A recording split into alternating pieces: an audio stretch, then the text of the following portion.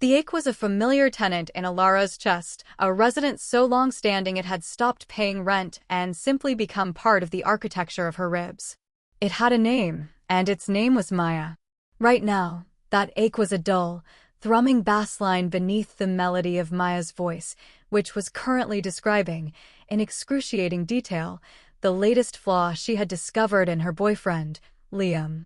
"It's just, he doesn't listen," Maya said, her fingers tracing the condensation on her glass of iced tea.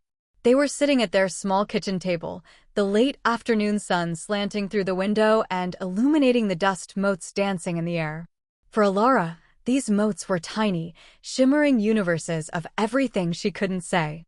"I'll be telling him about my day, about that awful client at the firm, and I'll look over, and he's just nodding. His eyes are glazed over. He's thinking about fantasy football. I can practically see the little imaginary scoreboard floating above his head." Alara offered a sympathetic hum, the sound she had perfected over 2 years, 4 months, and 11 days. It was a sound that conveyed support without commitment, empathy without opinion. It was the sound of a ghost haunting the edges of her own life. She knew what Maya meant, of course. Alara listened. She listened to the words Maya said and the ones she left hanging in the air. She knew that when Maya complained about a client, it was really about her fear of not being good enough at her new job. She knew that when Maya talked about a movie she loved, she was really talking about a longing for adventure she felt was missing from her life. Alara listened so hard it sometimes felt like she was absorbing Maya into her own bloodstream, carrying her thoughts and fears alongside her own. And then, Maya continued, pushing her dark, wavy hair back from her face in a gesture of frustration that made Alara's heart perform a painful little flip. He tried to fix it. He said, "Well, maybe you should just be more assertive with Mr. Henderson. He doesn't get that I don't want a solution. I just want someone to hear me. To say, wow, that sucks, and mean it." "That does suck," Alara said, and she meant it. The words felt real and solid on her tongue. It sucked that Liam was failing Maya. It sucked that Maya was unhappy. And it sucked, with a deep and hollow bitterness, that Alara was the one sitting here, providing the very thing Maya was missing, all while being completely invisible. Maya gave her a small, grateful smile, and the ache in Alara's chest sharpened into a pinpoint of exquisite agony. That smile was the sun, and Alara was a planet caught in its orbit, unable to break free, destined to circle this warmth forever without ever truly feeling it. "See? You get it. You always get it." It was a compliment that felt like a curse. Best friend. The 2 words were a brand on her soul. She was the supportive friend, the reliable roommate, the keeper of secrets. She was the person Maya came to when her real life, her romantic life, fell short. Alara was the practice round, the emotional rehearsal for a performance she would never get to see. She had fallen in love with Maya slowly, and then all at once. It had started with quiet admiration for the way she laughed with her whole body, the way she chewed on her lower lip when she was concentrating, the way she filled their small apartment with a vibrant, chaotic energy that made Alara feel, for the first time, truly at home. Then, one rainy Tuesday, Maya had been crying over a fight with a previous boyfriend, and she had curled up on the couch with her head in Alara's lap. Alara had stroked her hair, her fingers trembling slightly, and had felt a shift inside her, a tectonic plate moving into a new, permanent, and painful position. It was love. And it was hopeless. Because Maya was, as far as Alara knew, completely and unshakably straight. She had a string of perfectly nice, perfectly handsome, and perfectly oblivious boyfriends to prove it. Liam was just the latest in the lineup. "Maybe you just need a night off from him," Alara suggested, her voice carefully neutral. "We could order pizza, watch that terrible historical drama you love. The one where everyone's corsets are too tight and they all look miserable." Maya's face lit up, and again, the sun. "Oh, could we? Liam hates that show. He says it's just people whispering in drafty castles." "Which is exactly what makes it so good," Alara said, managing a small smile of her own. It felt like stretching a muscle she hadn't used in a long time. This was their dynamic. A carefully constructed world of movie nights and shared secrets, a world where Alara could have pieces of Maya without ever being allowed to have the whole. She was a curator in a museum of a life she desperately wanted to live. She could look, she could appreciate, she could even care for the artifacts, but she could never, ever touch them as her own. She lived in a stasis of longing, a quiet, polite form of self-torture she had come to accept as her reality. The ache was her companion. The silence was her language. And hope was a four-letter word she had banished from her vocabulary. Later that night, the world outside their apartment decided to mirror the turbulence inside Alara's heart. The sky, which had been a placid blue just hours before, had bruised to a deep, angry purple. The wind began to howl, rattling the old window frames of their building. A storm was rolling in, fierce and sudden. They were halfway through the pizza and deep into a scene involving a clandestine letter being passed in a drafty castle when the first flicker happened. The lights wavered, casting long, dancing shadows across the living room. Maya gasped, a little thrill in her voice. Ooh, spooky. Then, with a final, apologetic hum, the power gave out completely. The television screen went black, the lamp in the corner died, and they were plunged into a profound darkness, broken only by the intermittent, startling flashes of lightning from outside. The accompanying roar of thunder was so close it seemed to shake the floorboards beneath them. Alara's heart hammered against her ribs. She was not afraid of storms, but the sudden, enforced intimacy of the darkness felt dangerous. It stripped away the usual buffers, the distractions of light and noise. Now it was just the two of them, the sound of their breathing and the storm raging outside. Well, Maya's voice came out of the black, closer than Alara had expected. So much for Lady Annalise's forbidden love affair. Alara fumbled for her phone, her fingers clumsy. She turned on the flashlight, the narrow beam cutting a stark path through the room. It landed on Maya's face. She was sitting cross-legged on the floor, a half-eaten slice of pizza in her hand, her eyes wide and sparkling in the artificial light. She looked beautiful and wild, a creature of the storm. I have candles, Alara said, her voice a little too tight. In the kitchen junk drawer.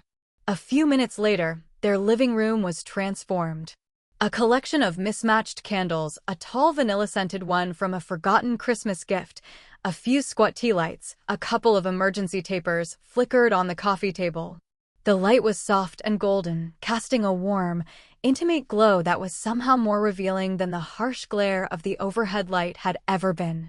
It felt like a secret world, carved out of the night. Maya pulled a blanket from the back of the couch and wrapped it around both their shoulders as they sat on the floor, their backs against the sofa. The shared space was small, their knees bumping, the scent of vanilla and rain filling the air. Alara tried to breathe evenly, to keep her side of the blanket from trembling. This is kind of nice, Maya whispered, her voice a low murmur that seemed to vibrate through the blanket into Alara's own body. No phones, no TV. Just this. Alara could only nod, the word nice feeling like a laughable understatement for the symphony of terror and joy playing out in her chest.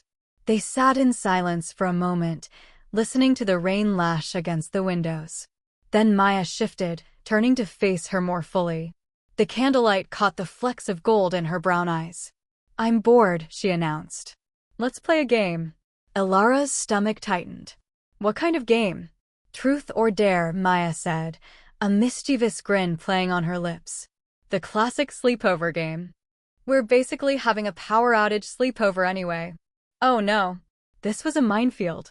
A field of emotional landmines, and Alara was being asked to dance through it. I don't know, Maya.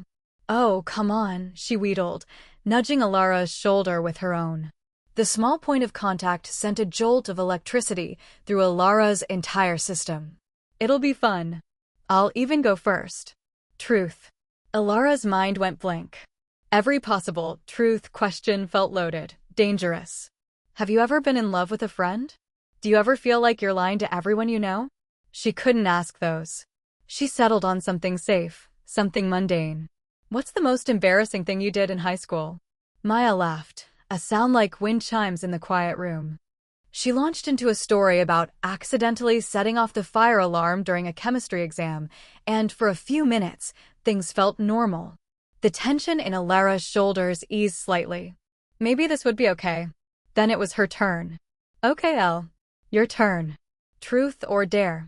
Truth, Alara said immediately. It was the coward's choice, but the only one she could make.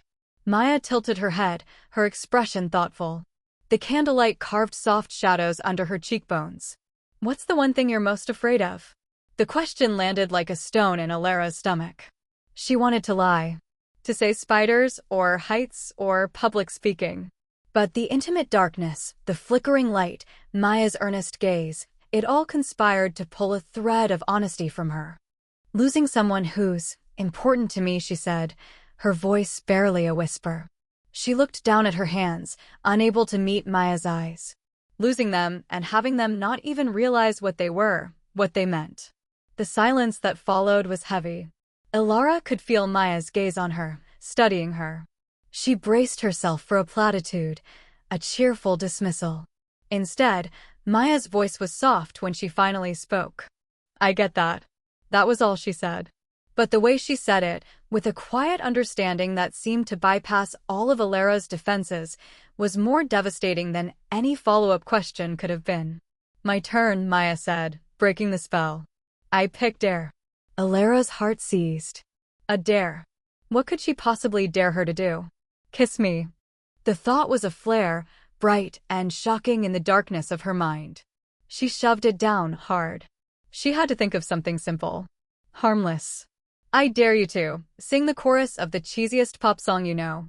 Maya groaned, but then launched into a surprisingly on-key rendition of a boy band hit from their teenage years, complete with dramatic hand gestures. Alara found herself laughing, a real, genuine laugh that eased the tightness in her chest. Okay, Maya said, laughing with her. Your turn, Alara. And you can't pick truth again. That's the rule. Alara's blood ran cold. Dare, she croaked, the word tasting like ash. Maya grew serious again. She looked at Alara, her gaze intense. The playful mood had evaporated, replaced by something else, something charged and uncertain. The air crackled.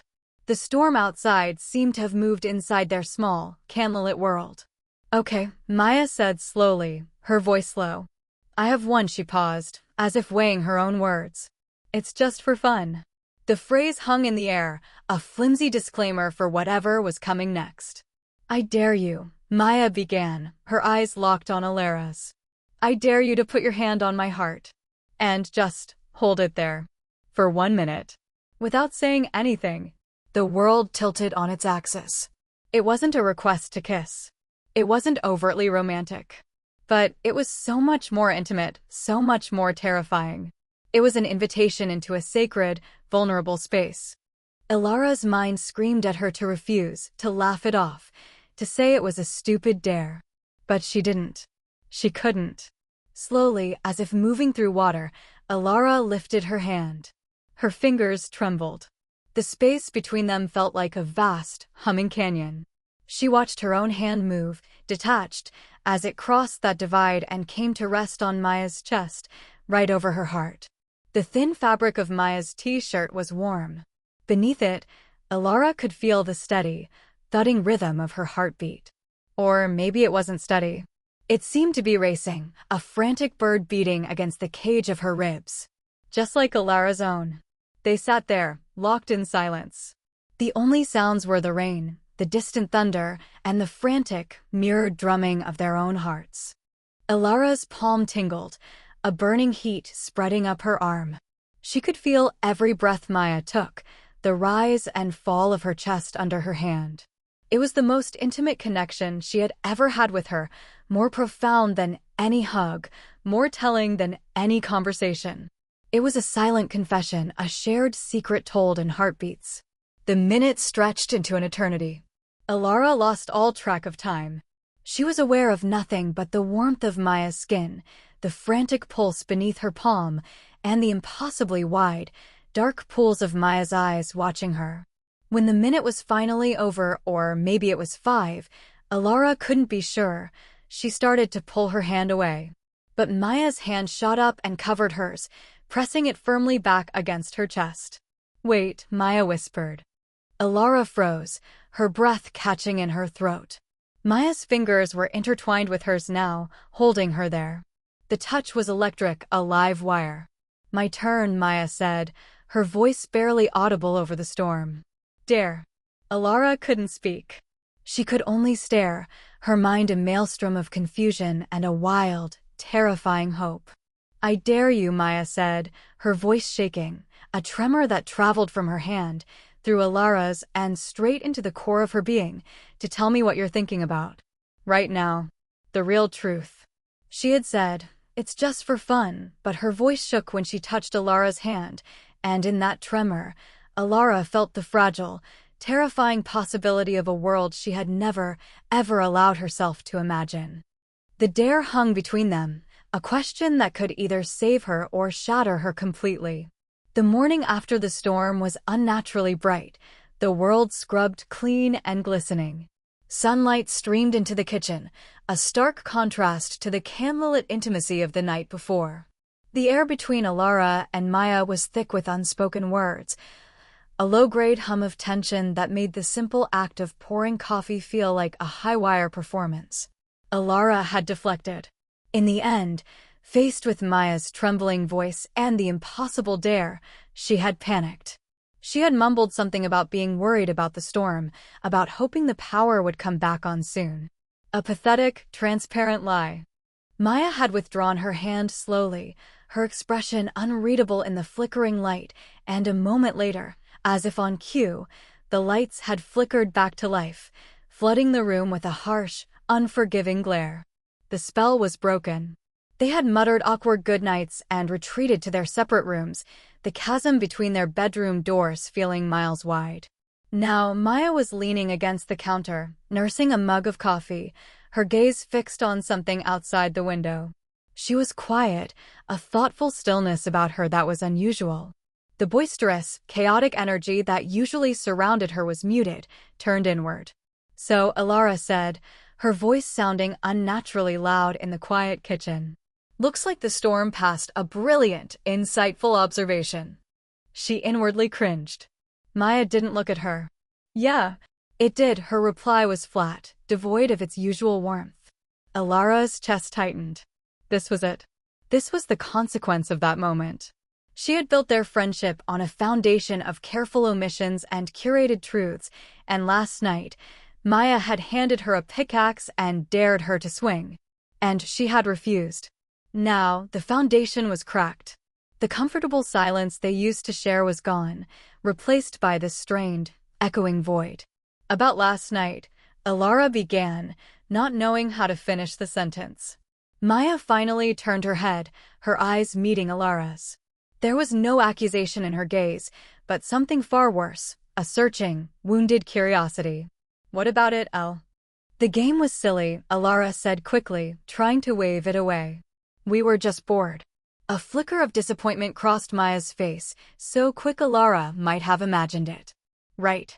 Just a silly game." She took a sip of her coffee, her knuckles white around the mug. "Liam called this morning. He's coming over later. To make things right, he's bringing flowers.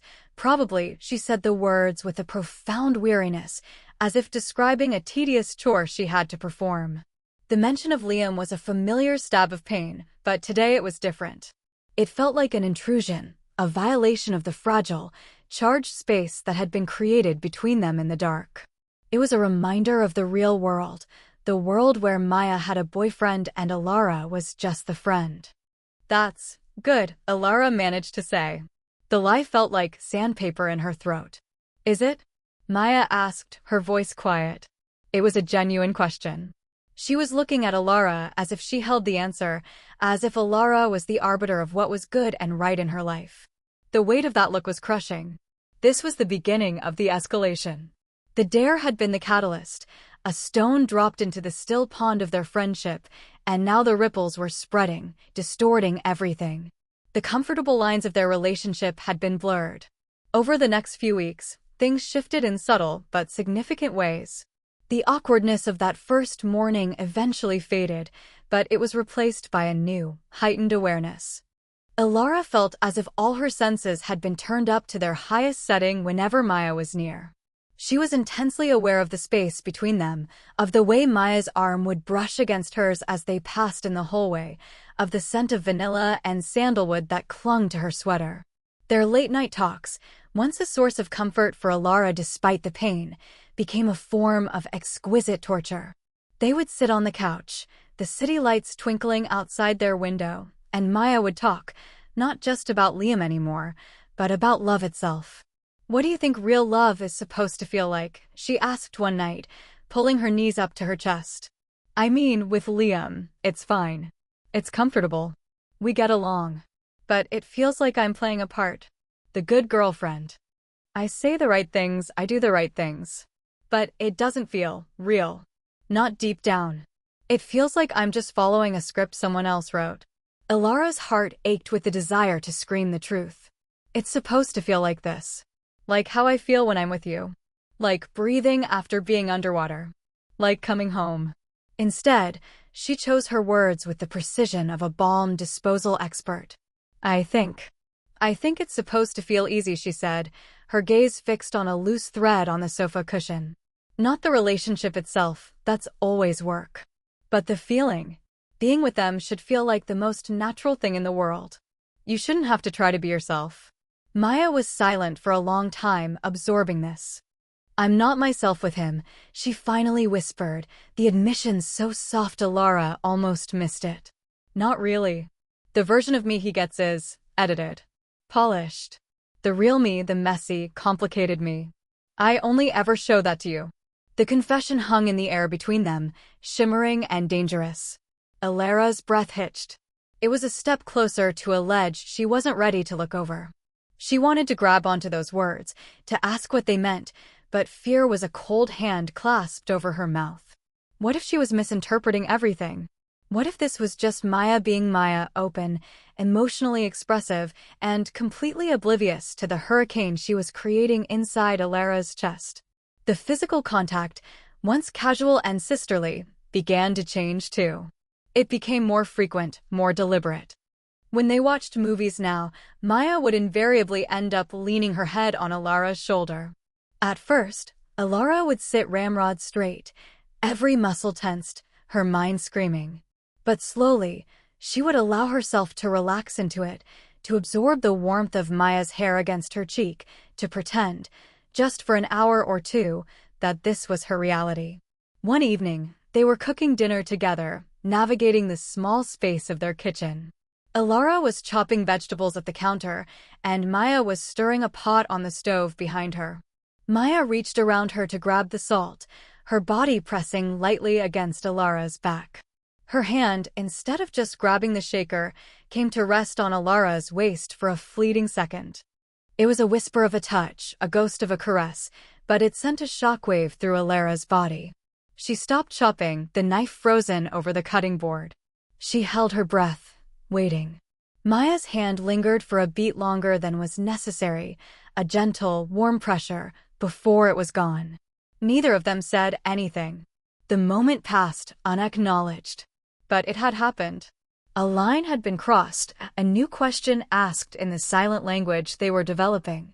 The most unnerving development was what Alara started to call the gaze. It would happen at random moments. They'd be talking, laughing about something stupid, and Alara would look up to find Maya's smile had faded, replaced by an expression of intense, quiet contemplation. And her eyes would not be on Alara's eyes, but on her mouth. The first time it happened, Alara's words died in her throat. She felt her lips tingle, suddenly hyper-aware of them.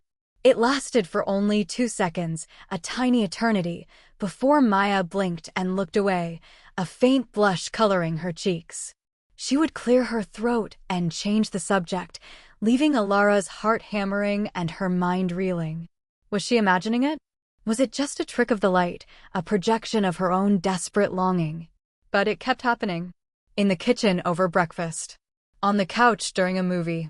Once, even in the middle of a crowded coffee shop. Each time, the world would narrow to that single point of focus, the unspoken question hanging in the air between them, heavy and ripe. Liam's presence during this period became an almost unbearable source of tension. He would come over, all easy smiles and casual affection for Maya, and Alara would have to retreat into her ghost self, watching from the sidelines. But she noticed things she hadn't before. She saw the way Maya's smile didn't quite reach her eyes when he kissed her. She saw the way Maya would unconsciously inch away from him on the couch, creating a small but perceptible space between them. And she saw the way Maya's eyes would sometimes flit over to Alara, a quick, unreadable glance, as if checking to see if she was still there. One night, the three of them were in the living room. Liam was telling a long, rambling story about a work colleague. Alara was pretending to read a book, but she was acutely aware of Maya, who sat beside Liam, tracing patterns on her own knee with her finger. Her gaze was distant. "So I just told him, that's not how we do things at this firm," Liam finished with a self-satisfied laugh. He looked at Maya, expecting her to join in. "Right, babe?" Maya blinked, pulled from her reverie. "Oh, yeah, right," her response was hollow. Liam's smile faltered for a second. "You okay? You seem a million miles away." "Just tired," Maya said, forcing a smile. "Long week." But her eyes, for a fraction of a second, met Alara's over the top of her book. And in that glance, Alara saw everything. The exhaustion, the dissatisfaction, the feeling of playing a role. It was a silent, desperate plea, and it twisted the knife in Alara's gut deeper than ever before. Because the plea was not for Liam to understand her. It was for Alara. The escalation was a slow, agonizing tightening of a string. Every charged conversation, every lingering touch, every stolen glance was another twist. Alara felt like she was being stretched to her breaking point. The hope she had so carefully banished was creeping back, a stubborn weed in the barren garden of her heart.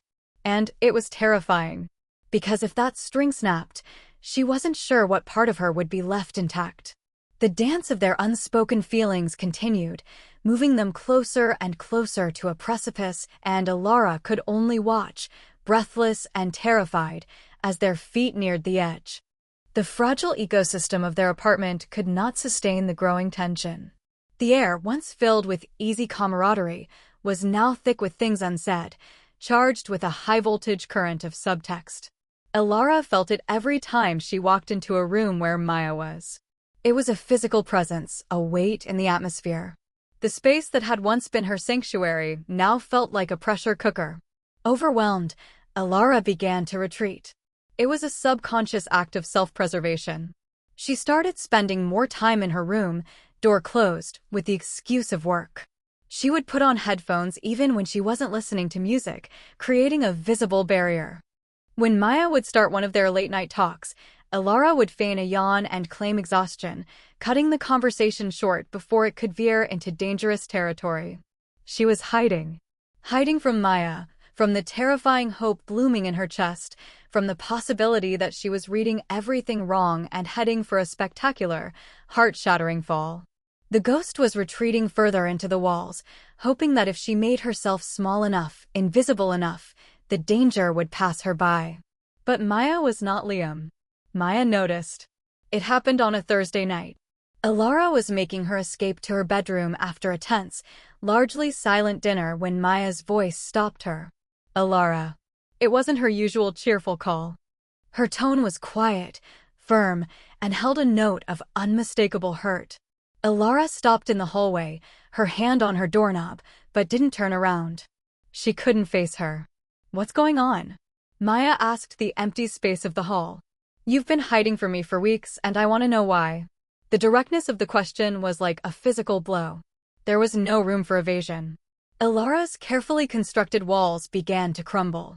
She squeezed her eyes shut, her knuckles white on the doorknob. "I haven't been hiding," she lied, her voice thin. "I've just been busy." "No," Maya said, and now her voice was closer. Alara could feel her presence behind her, a warmth at her back. "That's not it. Ever since the night of the storm, you've been distant. It's like you're afraid to even be in the same room with me. Did I do something? Did I say something wrong?" The genuine pain in Maya's voice was what broke her. Alara turned around slowly. Maya was standing just a few feet away, her arms wrapped around herself as if she were cold. Her face was a mask of confusion and sadness. "No," Alara whispered, the truth of it aching in her throat. "You didn't do anything wrong." "Then what is it?" Maya pressed, taking a step closer. The hallway suddenly felt impossibly small. "Please, Elle. You're my best friend. If something's wrong, you can tell me. You can tell me anything. I thought you knew that. Best friend." The words, once a source of quiet agony, were now a cruel irony. How could she explain that the very foundation of their friendship was the one thing she could never, ever talk about? Tears welled in Alara's eyes, hot and traitorous. "I can't." "Why not?" Maya's voice was soft, pleading. "Because it will ruin everything. Because I'm in love with you. Because if I tell you, I will lose you, and that is the one thing I cannot survive." The words screamed in her head, a silent, frantic chorus.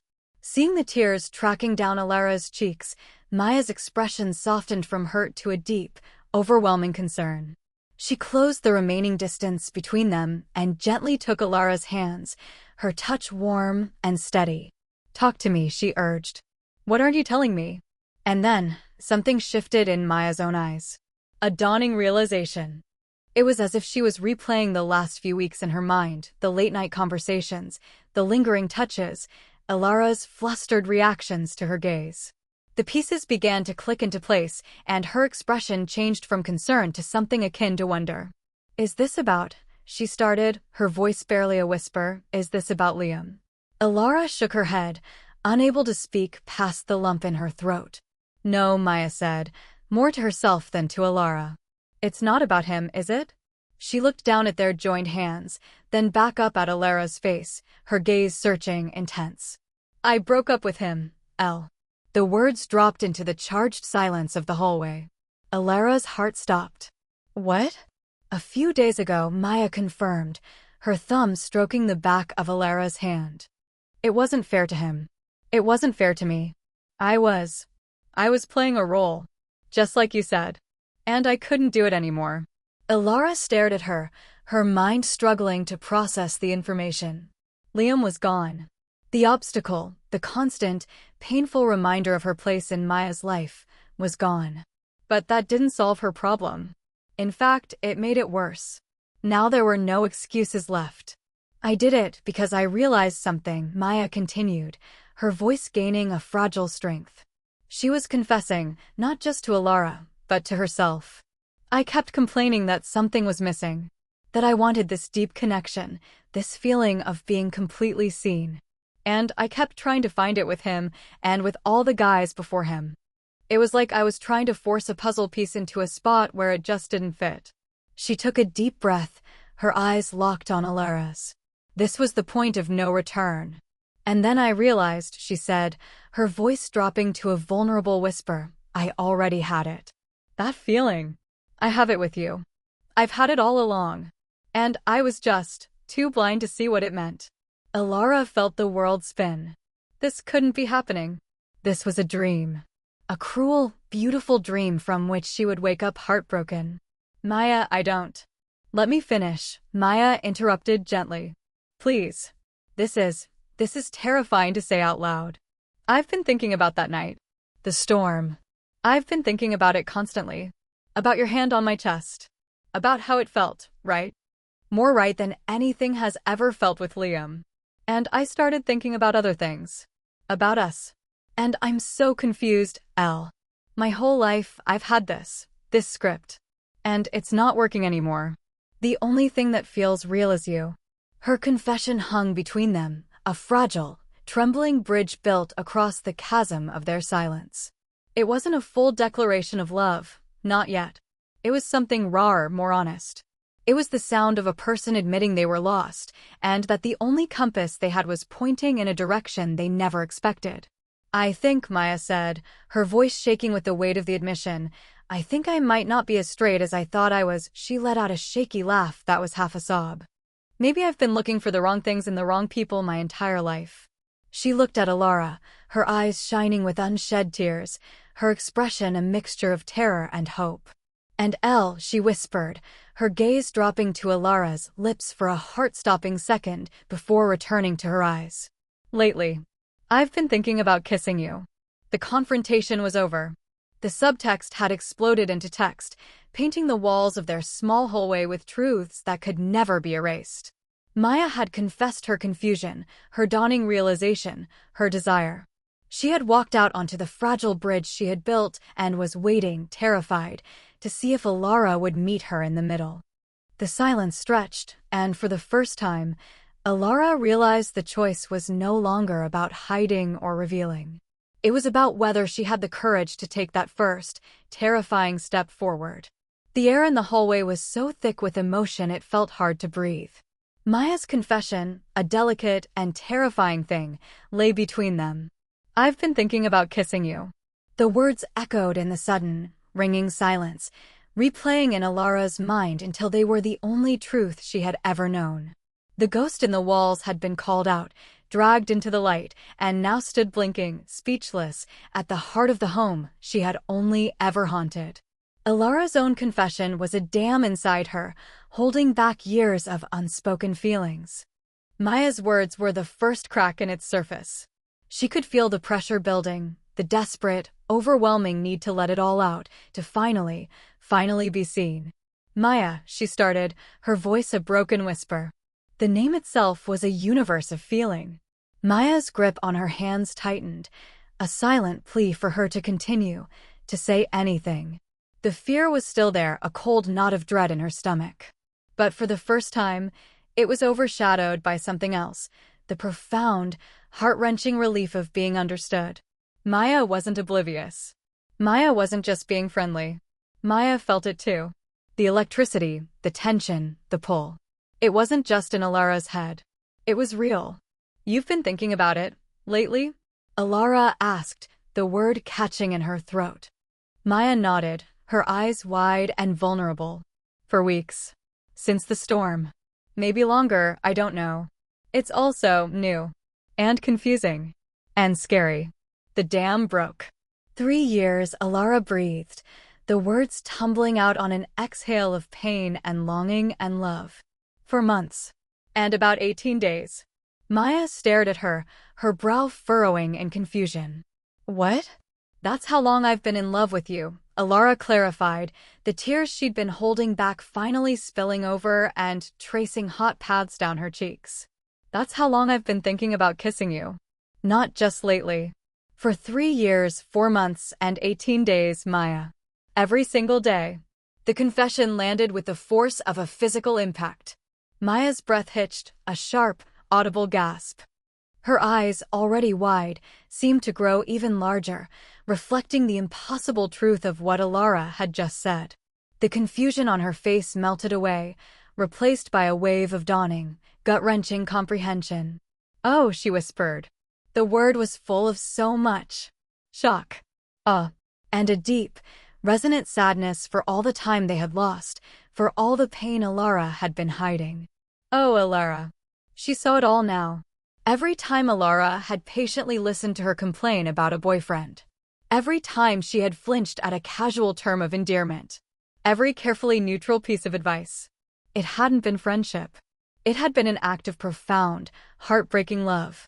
You listened to all of that, Maya said, her own voice thick with tears. About Liam, about all of them. While oh my God. I'm so sorry. I was so blind. It's not your fault, Alara said, shaking her head, a fresh wave of tears coming. You didn't know. How could you know? I never said anything. But I should have seen it, Maya insisted, her gaze full of a fierce, protective regret. I should have felt it. Maybe I did, and I was just too scared to name it. They stood there, clinging to each other's hands in the narrow hallway, the years of silence and secrets finally giving way to a raw, messy, beautiful truth. They were both crying now, tears of relief and sorrow and a terrifying, exhilarating hope. Maya lifted one hand from Alara's and gently, tentatively, cupped her cheek. Her thumb brushed away a tear, the touch searingly soft against Alara's skin. The world narrowed to that single point of contact, to the warmth of Maya's palm against her face. No more hiding, Maya whispered, her voice a raw promise. Okay, for either of us. Alara could only nod, incapable of speech. Maya's gaze was soft, questioning. It held all the fear and wonder of someone standing at the edge of a new world.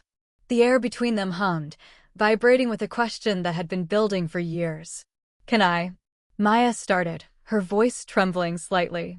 Her gaze dropped to Alara's lips, and this time, it stayed there. There was no hesitation, no fleeting glance. It was a clear, unambiguous statement of intent. Alara, can I kiss you? The question was a gift. It was permission. It was a recognition of every boundary Alara had so carefully maintained, and a gentle request to tear them all down.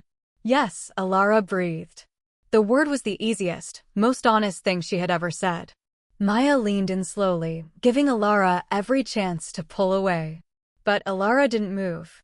She stood perfectly still, her entire being focused on the shrinking space between their lips. She could feel the warmth of Maya's breath, could smell the faint scent of coffee, and something that was uniquely, intoxicatingly Maya. And then, their lips met. It was not a desperate, frantic kiss. It was a question. It was tentative, soft, a gentle brushing of lips against lips.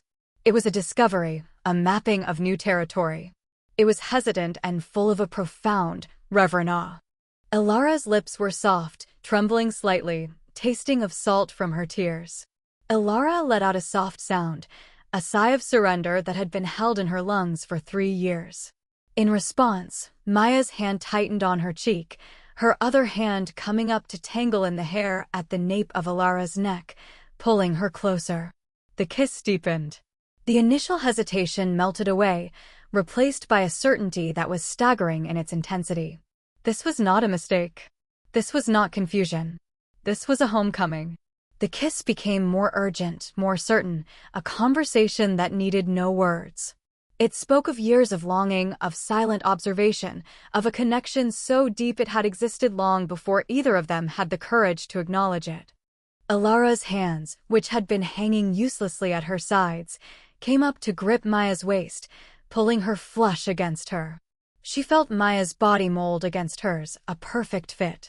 The world outside the circle of their embrace ceased to exist. There was no hallway, no apartment, no city.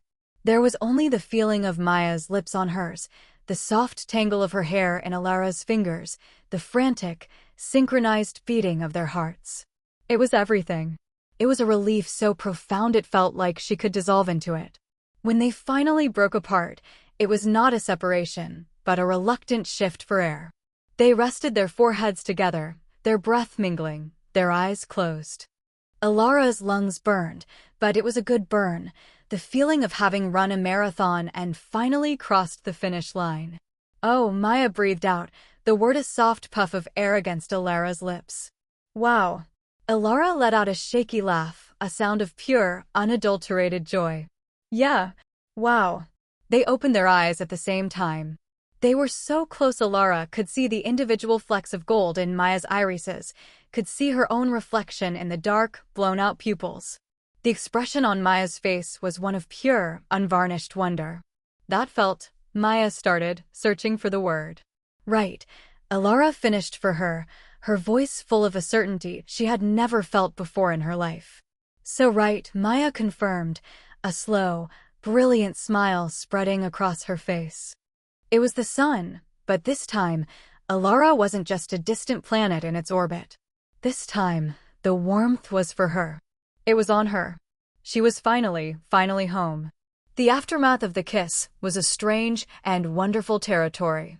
They stood in the hallway for a long time, not speaking, simply holding each other, their foreheads pressed together. The silence was no longer strained or empty, it was full, humming with the energy of everything that had just been said and done. It was a comfortable, breathable silence, the kind Alara had only ever dreamed of. Eventually, Maya took Alara's hand and led her from the narrow hallway into the living room, as if moving from a place of confinement to one of openness. They sank onto the couch, their bodies naturally slotting together, Maya's head finding its familiar place on Alara's shoulder, but this time it was different. Ilara's arm went around her, holding her close, an act that was no longer fraught with secret longing, but was now a simple, beautiful statement of fact. For a while, they just breathed together, their heart rates slowly returning to normal. The initial, explosive euphoria of the kiss began to settle into a quieter, more profound sense of peace. But beneath that peace, a new feeling was beginning to stir, a small, cold flicker of fear. "I'm terrified," Maya whispered into the fabric of Ilara's shirt, as if she had read her mind. Ilara's arm tightened around her. "Me too." It was true. The joy was real, the relief immense, but the implications of what had just happened were enormous. They had not just started a relationship, they had fundamentally altered the landscape of their entire lives. The path forward was unmapped, uncertain. "What does this mean?" Maya asked, her voice small. "What do we do now?" Ilara took a deep breath, the scent of Maya's hair filling her senses. For years, she had been the one with the carefully considered, emotionally intelligent advice. But now, she had no script. She was as lost and as new to this as Maya was. "I don't know," she answered honestly. I guess we figure it out." Together, the word together felt solid and real, an anchor in the swirling sea of their uncertainty. Maya lifted her head from Ilara's shoulder to look at her, her eyes searching. "It's just, everything feels different. I feel different. It's like I've been wearing shoes that were 2 sizes too small my whole life, and I just now realized I could take them off." She paused, a look of dawning comprehension on her face. "That's why it never worked. With Liam. With any of them." This was the moment of recontextualization, the rereading of a life's history through a new lens. "I kept thinking there was something wrong with me," Maya continued, her voice filled with a quiet awe. "Why couldn't I feel that epic, all-consuming love you see in movies? I had good guys, nice guys.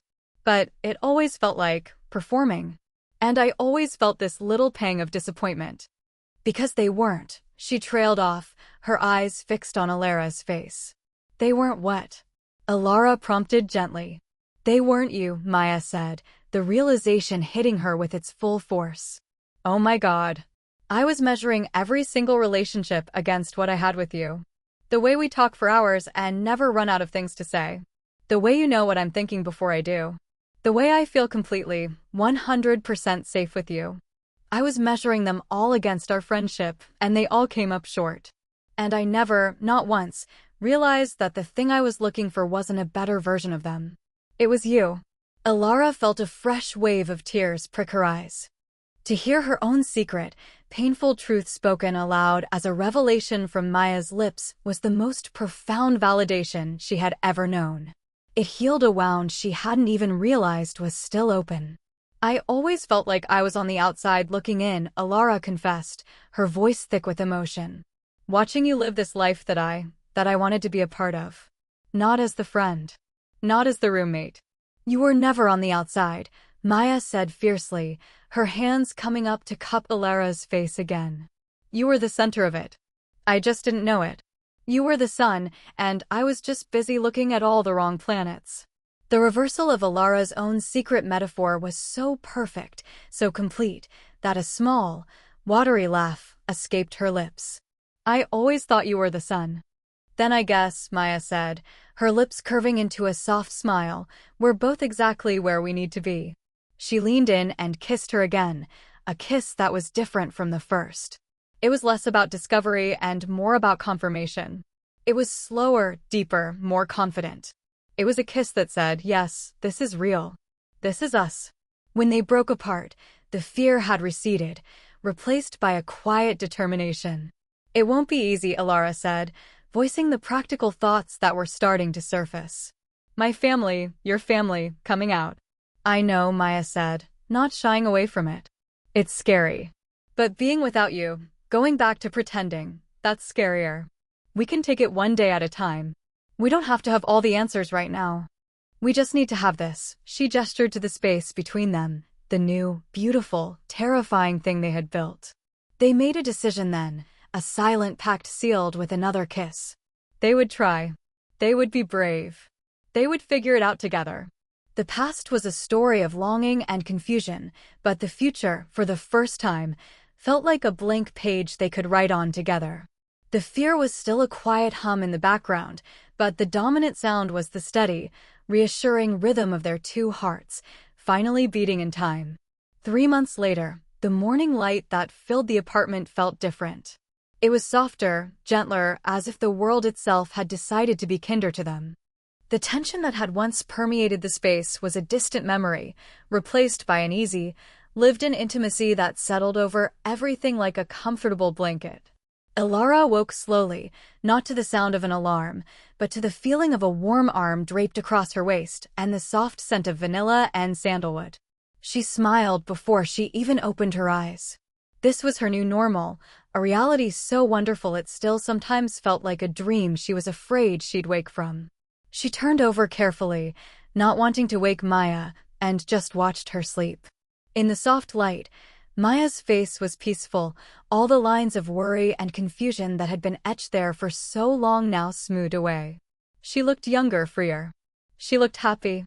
Their life had fallen into a natural rhythm, a dance of domesticity that was both thrillingly new and comfortingly familiar. They had navigated the initial, terrifying conversations. Telling their friends had been met with a surprising amount of "finally" and "we knew it," which was both embarrassing and deeply affirming. Telling their families was a more complex, ongoing process, but they were doing it together, a united front against any confusion or fear. They had discovered that bravery was easier when you were holding someone's hand. Ilara thought back to the fear they had both felt in that hallway. It seemed so distant now. It hadn't vanished entirely, but it had changed its shape. It was no longer a monster under the bed, but a healthy respect for the journey they were on. Reminder not to take this precious, hard-won happiness for granted. Maya stirred, her eyelashes fluttering against her cheek. She mumbled something in her sleep and snuggled closer to Ilara, her arm tightening around her. Ilara's heart did a familiar little flip, but now it wasn't painful. It was a flip of pure, unadulterated joy. She gently brushed a stray strand of hair from Maya's forehead. This simple, tender act was something she had yearned to do for years, and now it was hers to do every morning.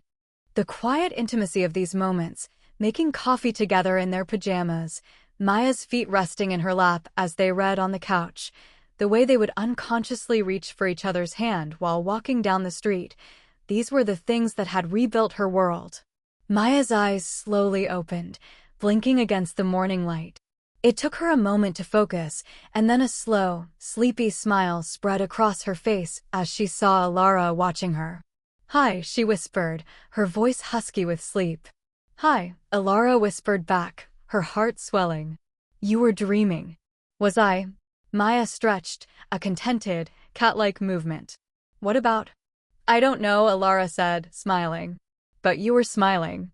"That's because I was dreaming of this," Maya said, leaning in to press a soft, lingering kiss to Ilara's lips. "And then I woke up, and it was real." They lay there for a long time, talking in the low, intimate murmurs of a Sunday morning. They talked about nothing and everything, what to have for breakfast, a funny dream Maya now remembered, their plans for the day. It was mundane and it was magical. It was the easy, natural feeling Ilara had once tried to describe, the feeling of not having to perform, of simply being. Later, as they stood in the kitchen making coffee, the sunlight glinting off the ring Maya now wore on a chain around her neck, a simple silver band Ilara had given her a month ago, Maya grew quiet. She leaned back against the counter, watching Ilara pour hot water over the coffee grounds. "Do you ever think about how close we came to never having this?" Maya asked, her voice soft. Ilara paused, the coffee pot in her hand. "All the time." "If that storm hadn't happened," Maya mused, "if we hadn't played that stupid game, would we still be just friends? Would I still be with Liam, miserable and not knowing why?" Ilara set the pot down and walked over to Maya, wrapping her arms around her waist. "I don't know," she said honestly. "Maybe. Or maybe we would have found our way here eventually. I have to believe we would have." "I'm just so grateful," Maya said, her arms looping around Ilara's neck. "Grateful for the storm, for the dare. Grateful you didn't give up on me, even when I was so hopelessly blind. I could never give up on you, Alara said, her voice full of the unshakable truth of it. She understood now that love wasn't about grand gestures or dramatic confessions in the rain. It was about the quiet moments, the steadfast presence, the bravery to be vulnerable. It was about seeing someone so clearly that you reflected their best self back to them. It was about building a home not of bricks and mortar, but of trust and understanding. She had spent years feeling like a ghost in her own life, but Maya had seen her. Maya had called her out of the shadows and into the sun. Maya smiled, her eyes shining. I once thought fun was just a distraction, a way to pass the time. But that night, when I dared you, when my voice was shaking so hard I thought my teeth would chatter. I learned something. She leaned in, her lips brushing against Alara's as she spoke.